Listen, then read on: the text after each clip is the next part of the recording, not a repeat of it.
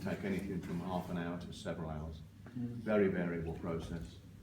Mainly because, say, well, I think Heather's already mentioned, 159 million possible settings on there. This cuts it down to 1 million. The checker machine using mathematics can cut that right down to the last 26 times 26, which is 676. And then those last 676 possible positions need to be checked individually. So if your answer comes at the beginning of the alphabet, then maybe it'll only take you half an hour. If it comes nearer the Z, then it's going to take you several hours. And it can be a very boring process in doing that. Just sitting there, turning the dials and pressing the buttons, see a light up. Very complex. Very complex. So, To check each one. just for the machine, you need to have And 676 the input and the output, and you need to have some kind of code and the result of the code as well.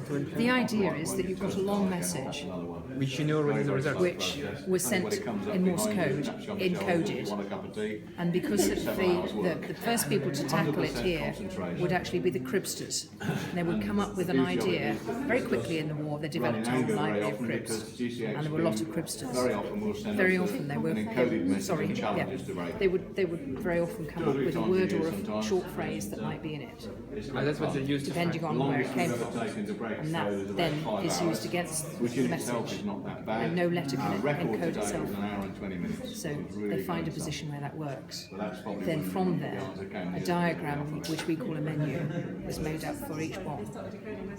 Oh, the cheers go up when we get the right answer. Yeah. It's fantastic. Thanks. I have to go to the guide to remember. Okay, sure. Yeah, although the poor old Wrens, they never knew what this was doing. I mean, one of our veterans, who's still a guide here, she's 90 plus now, and she said she'd never heard the word Enigma till the 1970s. She didn't know what it was doing, she knew how to run it, how to phone through the answers, but she didn't know what it was for. No idea. And that's how most people were here.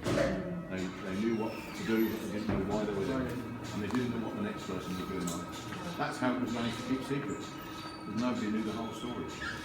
Just a handful of people in the office in the mention there knew what was going on, the whole story, but most people here only knew one little bit of it, so they couldn't have said much anyway. But at the same time, you get these Wrens, I mean, first of all, they were chosen for their mathematical ability, whether they played chess or perhaps did crossword puzzles or whatever, or read music, dots on a page, another code really. But when they came here, many of them lied about their age to get into the Navy, 16, 17-year-olds, some of them. And the first day here, they would be taken into the office, the colonel would sit them down at his desk, he'd go around and sit down himself, he'd take his gun out of his holster, put it on the table, says read that and sign it. It was the official secret text. You're actually officially reading that or signing it at gunpoint. Poor kids would have been frightened out of their minds. They'd never ever talk about it. They didn't even talk to their parents. Another one of our veterans here, she said, if I'd have told my mother kept on saying, you can tell me, I'm your mother. So if I told her, she'd be around the village in no time. So, you know, they just kept it to themselves. That's right, they didn't say a thing. Yeah, but they all did their effort for the war effort.